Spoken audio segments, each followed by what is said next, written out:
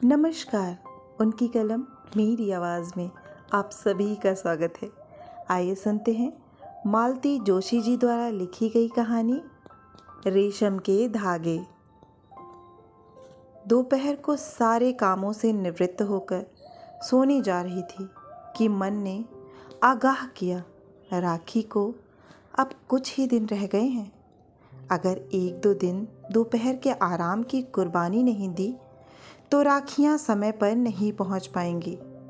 इस चेतावनी के लिए मैंने मन को धन्यवाद दिया और वार्षिक पत्राचार का सारा सरंजाम लेकर डाइनिंग टेबल पर आसन जमा लिया। सरंजाम मतलब राखियां, लिफाफे, गोंद की शीशी, टिकट, पते की डायरी, रोली की डिबिया और चीनी की बरनी। यह सारा फैलारा लेकर मैं कुछ देर तक यूं ही बैठी रही। समझ में नहीं आ रहा था कि किसके पत्र से शुरुआत करूं। सच तो यह है कि इतने सारे पत्र एक साथ लिखने की कल्पना मात्र से ही मुझे झुरझुरी हो आई थी। हर साल सोचती हूँ कि एक हफ्ते भर का प्रोग्राम बनाकर रोज़ एक एक दो दो पत्र लिखूंगी, पर ऐसा कभी नहीं हो पाता। एक साथ ही सारा भार आ जाता है। मैं बौखला जाती हूँ।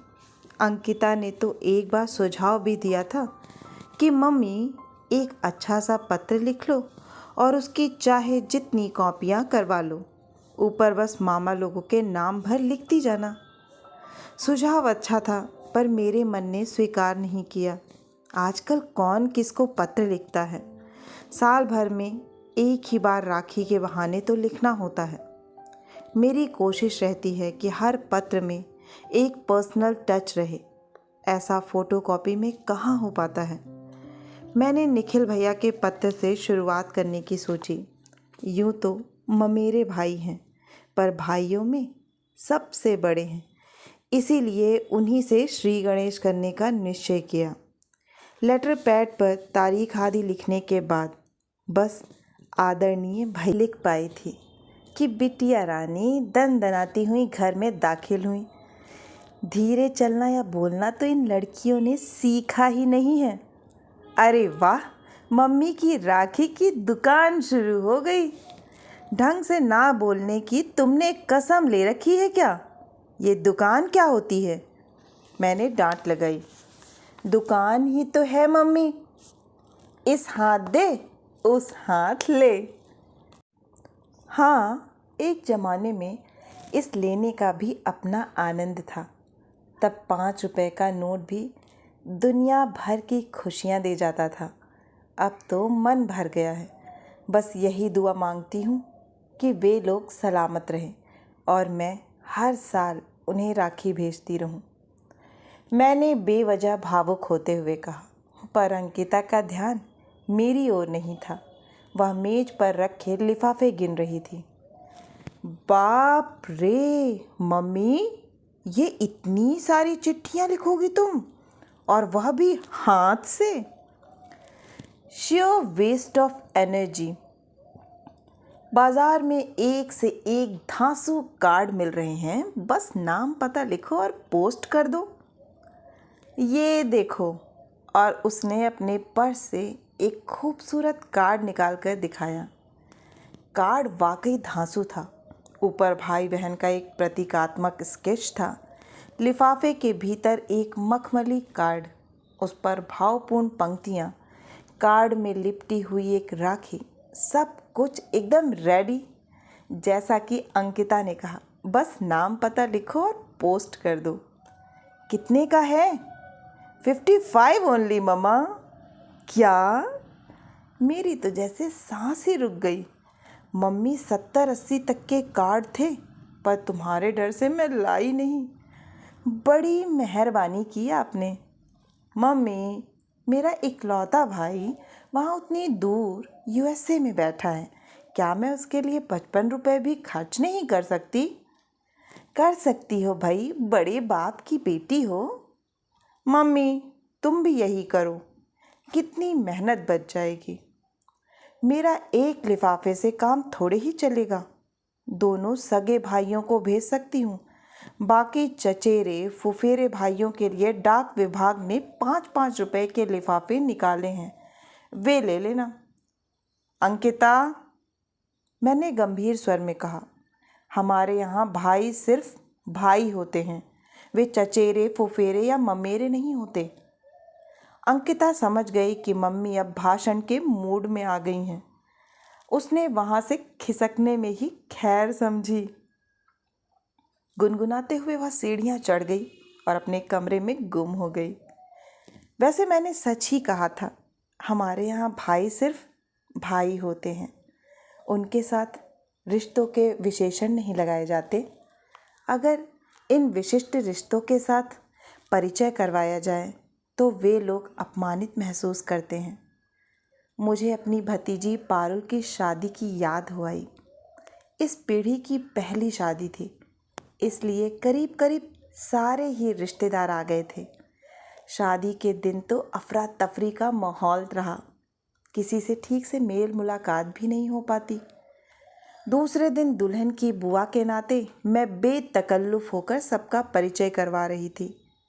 जब मैं करीब करीब 10-15 भाइयों को पेश कर चुकी तो दूल्हे के मामा जी हाँफ गए।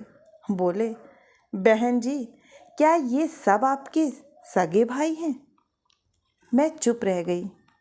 क्या जवाब देती, खासकर उस समय मैं जिस शख्स का परिचय करवा रही थी वह तो रिश्तेदार भी नहीं था। वह पापा जी के मुंशी का बेटा था, सुनील। हम लोगों ने उसे हमेशा भाई ही माना था और इसी नाते वह बेंगलोर से पारुल की शादी में आया था।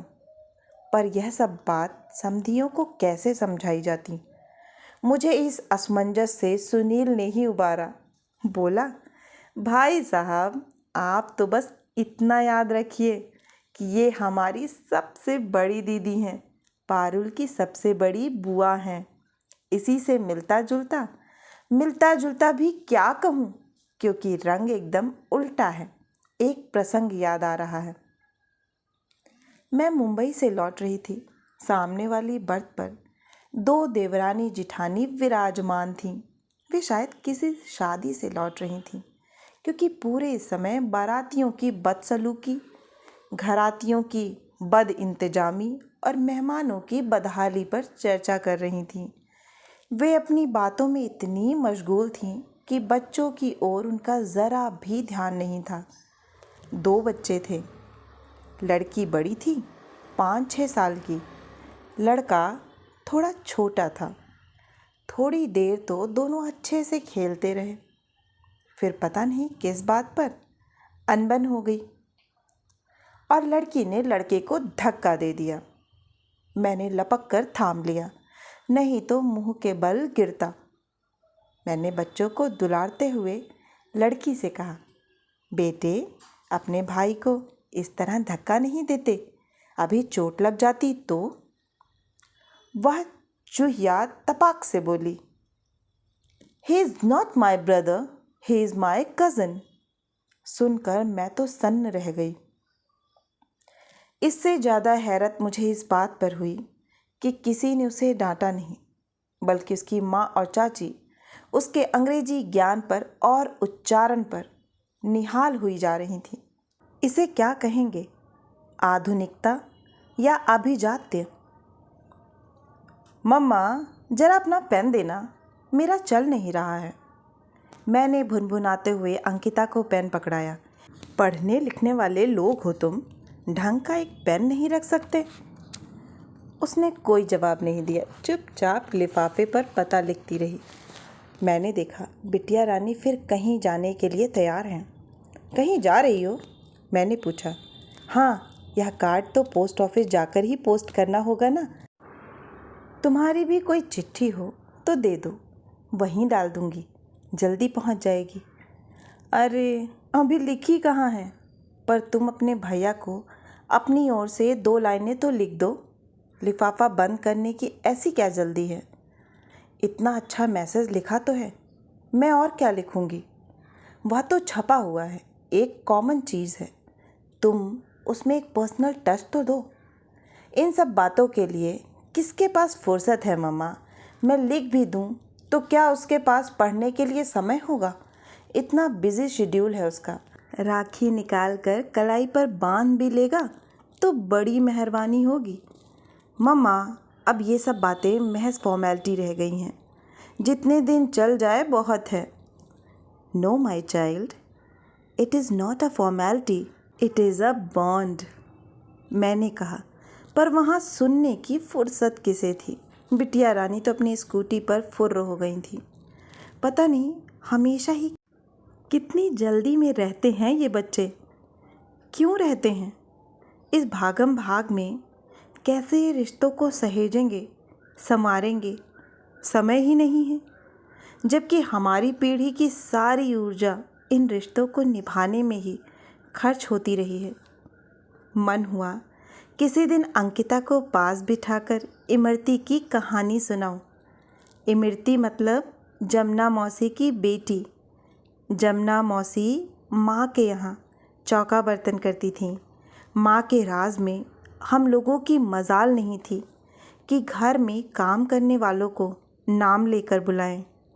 बुआ, मौसी, चाची, चाचा, कोई ना कोई रिश्ता बनाना पड़ता था। तो जमुना मौसी के स्वर्गीय पति की इकलौती निशानी थी इमरती। मौसी उसे टांग कर ही सारे घरों का काम निपटाती थी। 6-7 महीने के भैया को पहली राखी इमरती ने ही बांधी थी। हम बहनें तो बहुत बाद में इस धरती पर आईं। वह राखी का सिलसिला एक बार जो शुरू हुआ तो आज तक चल रहा है। इसी रिश्ते के चलते माँ ने इमरती की शादी में 21 बर्तन, 7 साड़ियाँ, कान के झुमके, नाक की लौंग और जाने क्या क्या दिया था। इसके बाद घर में जब भी किसी की शादी हुई, इमरती के लिए साड़ी जरूर आई। बड़े भैया के यहाँ बेटा हुआ तो वह बकायदा ढोल ढमाकों के साथ झूला लेकर आई थी। पिछले साल इमरती की बेटी की शादी हुई। मेरे पास भी कार्ड आया था। सोचा चलो इसी बहाने पीहर का एक चक्कर लग जाएगा, भैया भाभी से भी मिलना हो जाएगा। घर पहुंचकर देखा ड्राइंग रूम के एक कोने में कपड़ों के 4-5 गट्ठर बने रखे हैं। भाभी, ये क्या है? मैंने पूछा। इमरती दीदी के भात का सामान है। पर अपने यहाँ तो यह रिवाज नहीं है, पर उन लोगों के यहाँ तो है। और उसके तो कोई भाभी भी नहीं है। भात नहीं जाएगा तो ससुराल में उसकी नाक नहीं कटेगी। बचपन से इन्हें राखी बांधती आई है। भात का हक भी इन्हें ही अदा करना चाहिए। कब चलना है? क्या पता, वह तो भात मांगने आई ही नहीं। मैंने इनसे लड़ाई भी मोल ले ली, इतने पैसे भी खर्च हो गए और वह महारानी आई ही नहीं। मुझे एकदम ताव आ गया। रिक्शा करके मैं उसी दम उसके घर पहुंची। मुझे देखकर बहुत खुश हुई, एकदम गले से लिपट गई। मैंने उसके इस हार्दिक स्वागत को नज़रअंदाज करते हुए कहा, वैसे तो भैया भैया कहते तुम्हारा मुंह नहीं सूखता और बिटिया की शादी में उन्हें ही भूल गई। वह एकदम सकपका गई। कार्ड भिजवाया तो था। अपनों के यहाँ कार्ड भिजवाया जाता है। भात मांगने जाती तो क्या छोटी हो जाती? वह एकदम रोने लगी। मैं जाने वाली थी पर कंचन के बापू ने मुझे रोक लिया। बोले, राखी बधाई तक ठीक है, भात मांगकर उन भले आदमियों को मुसीबत में ना डालो। उन्होंने कहा, और तुमने मान लिया? कह नहीं सकती थी कि मेरे भाई इतने गए गुजरे नहीं हैं। मैं तो गर्जन तर्जन करके घर चली आई।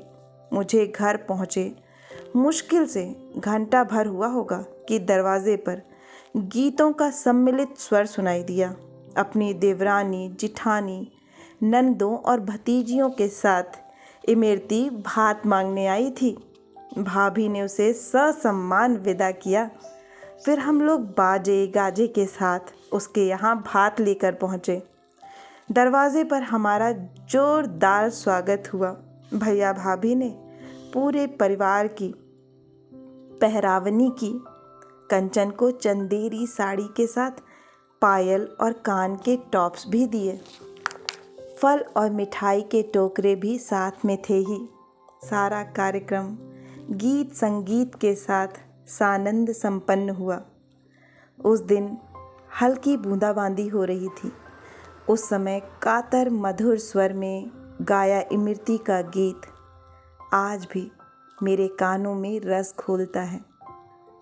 मत बरसो इंदर राज, मेरा रतन भतैया आएगा। आशा है कि आपको यह कहानी बहुत ही पसंद आई होगी और आपके दिल को छू गई होगी। अगर आपको कहानी पसंद आई है तो एक लाइक करें, अपनों के साथ शेयर करें और नीचे कमेंट करना ना भूलें। इससे मुझे प्रोत्साहन मिलता है। और अगर आप इस चैनल से जुड़ना चाहते हैं और यहाँ पर नए हैं तो चैनल को सब्सक्राइब करना ना भूलें। फिर मिलती हूँ एक नई कहानी या कविता के साथ। तब तक के लिए आप सभी का कहानी सुनने के लिए बहुत बहुत धन्यवाद।